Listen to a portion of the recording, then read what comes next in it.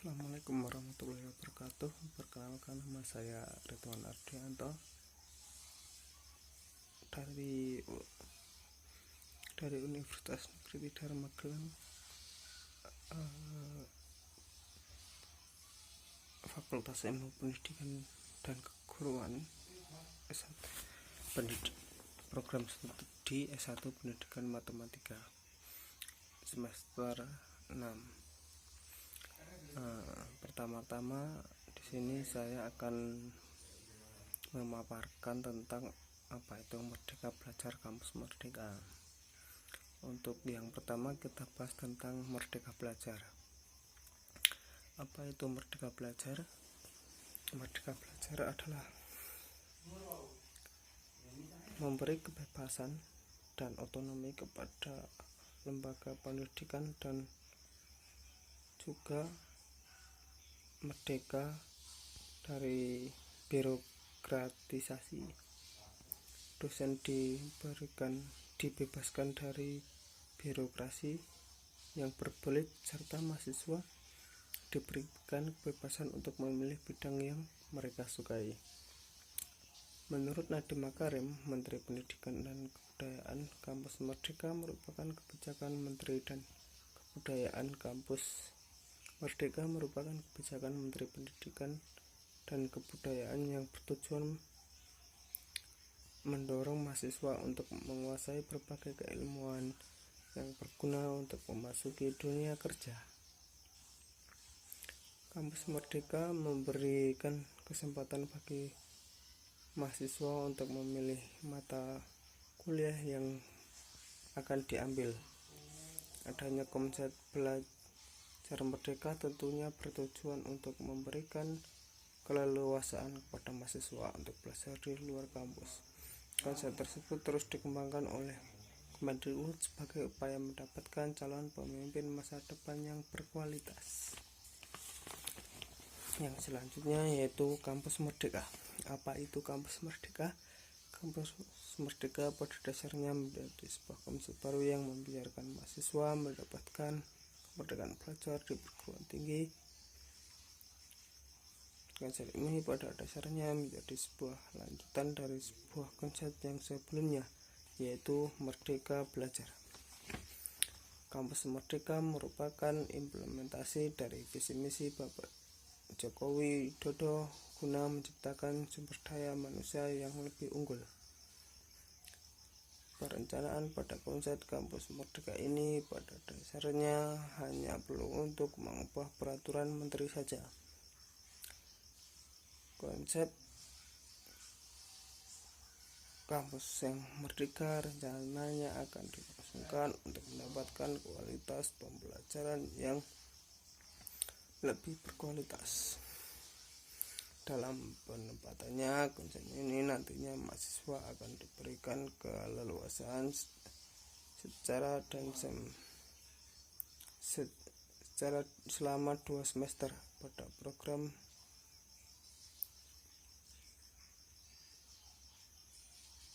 belajarnya untuk melakukan kegiatan di luar kelas.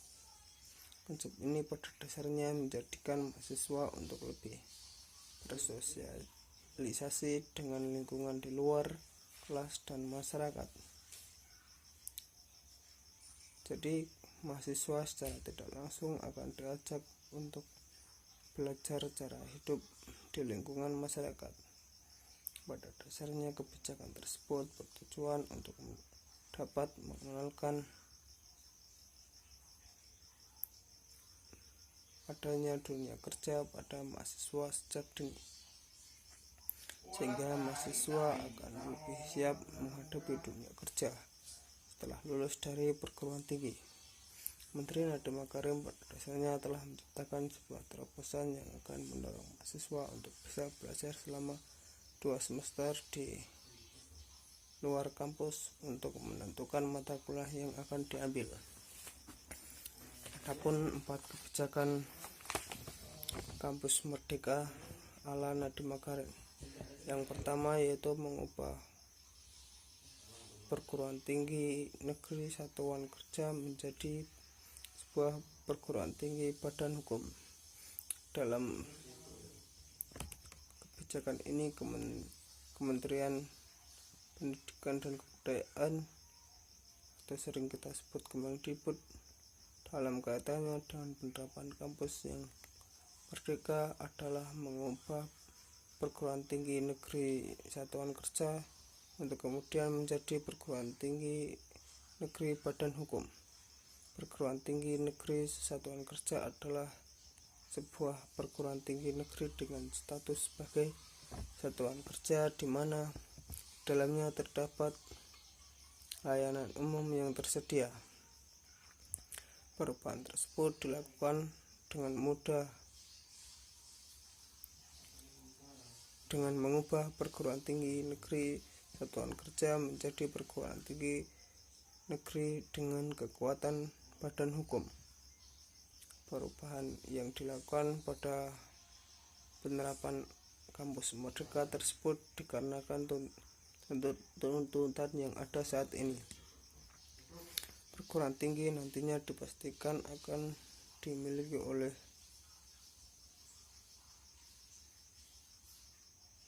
semua kampus agar dapat berkompetisi di panggung dunia. Pada dasarnya semua perguruan tinggi negeri dengan status badan hukum nantinya akan mendapatkan kelulusan untuk bermitra dengan adanya industri. Kebijakan yang kedua yaitu adanya penyederhanaan pada akreditasi perguruan tinggi. Kebijakan yang diterapkan dalam kampus merdeka adalah penyederhanaan pada akreditasi perguruan tinggi. Kebijakan ini bersifat otomatis untuk semua peringkat dan juga bersifat sukarela bagi perguruan tinggi. Kedepannya akreditasi tetap berlaku 5 tahun dan dapat diperbarui secara otomatis. Akreditasi A akan diberikan kepada perguruan tinggi yang berhasil mendapatkan akreditasi internasional. Yang ketiga yaitu membuka prodi baru. Selanjutnya dalam penerapan kampus merdeka, Nadiem Makarim menetapkan kebijakan lain yaitu akan ditetapkan kepada tiap perguruan tinggi baik perguruan tinggi negeri ataupun perguruan tinggi swasta. Kebijakan ini berkaitan dengan otonomi bagi setiap perguruan tinggi negeri ataupun perguruan tinggi swasta untuk berkaitan dengan untuk membuka atau mendirikan sebuah program studi yang baru. Otonomi pendirian program studi baru nantinya akan diberikan jika sebuah perguruan tinggi negeri atau perguruan tinggi swasta telah berakreditasi A maupun B.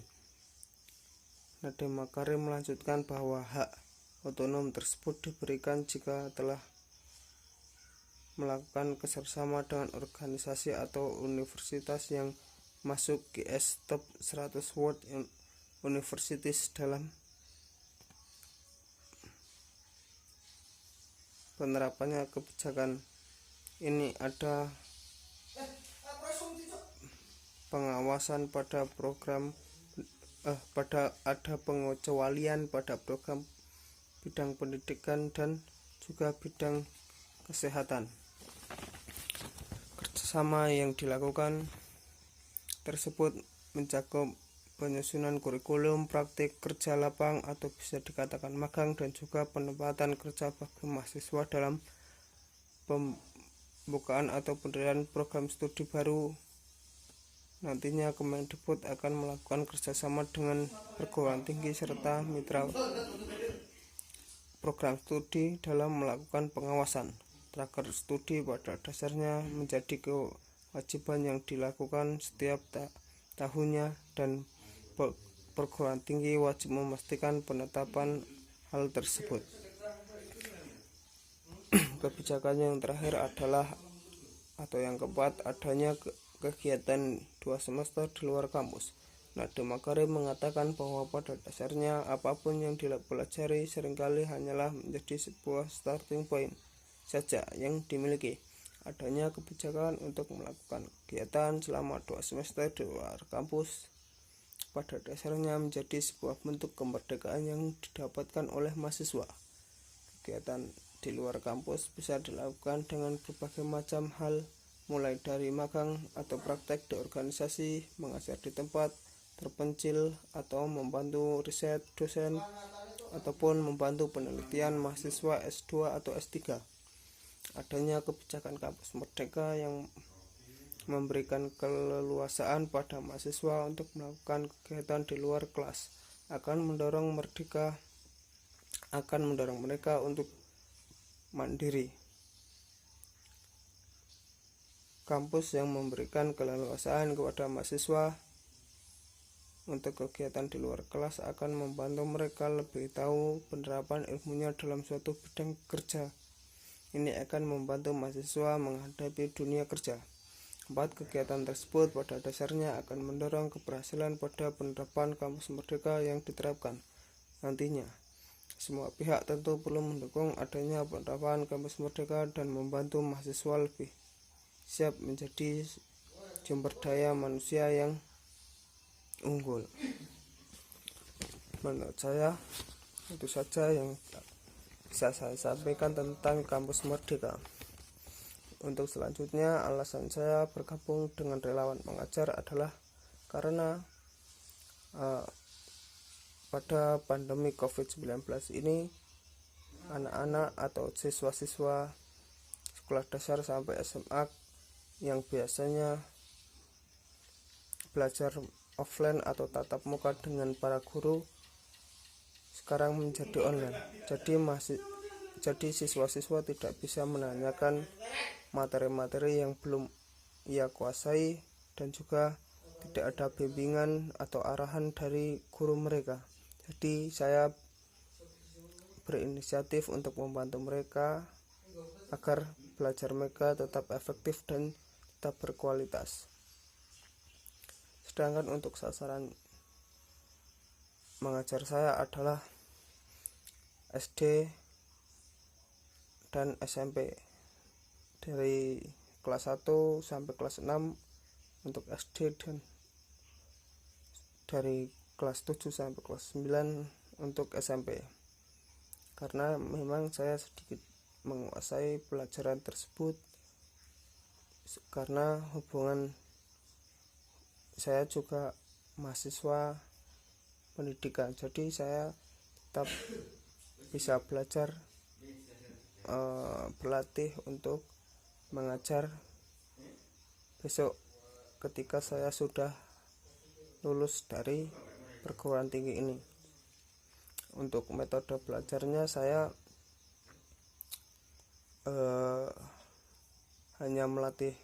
hanya mengajarkan mereka materi-materi yang belum diajarkan atau mereka belum kuasai, dan juga membantu mereka mengerjakan soal.